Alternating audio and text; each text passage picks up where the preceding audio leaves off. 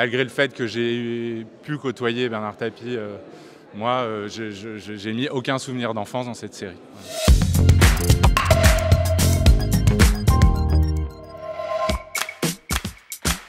Tapie et lycée Toulouse-Lautrec sont des projets comparables, mais pas tant que ça quand même. Je pense qu'effectivement, on se frotte à du réel ou à des faits ayant existé. Tapie, c'est un biopic, comme on dit. Lycée Toulouse-Lautrec, je ne sais pas. C'est mon biopic. Non, mais je pense que c'est plus contraignant d'adapter une histoire vraie où il y a quand même beaucoup de contraintes, de véracité, de plein de choses, que de faire sa propre histoire. Moi, ça n'a pas été une contrainte. Au contraire, c'était une source d'inspiration. Et ça m'a permis de ne pas me poser beaucoup de questions et de foncer un peu tête baissée. Moi, ça m'est déjà arrivé de mettre en scène des idées des autres et même les scénarios écrits par d'autres personnes que moi.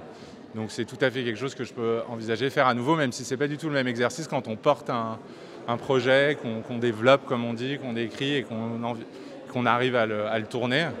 On n'a pas le même rapport, même aux comédiens, etc., quand c'est une histoire qu'on a portée pendant très longtemps que quand c'est une histoire qu'on essaie de s'approprier, mais les deux exercices m'intéressent autant. Parce que moi, je me suis improvisé réel parce que je fantasmais vraiment à l'image cette histoire qui m'était très chère.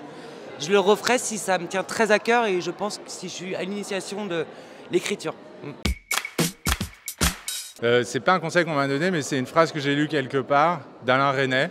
J'ai lu qu'il avait dit quelque part, une fois, qu'il tournait pour voir comment ça allait tourner. Voilà, moi je trouve que c'est bien ça.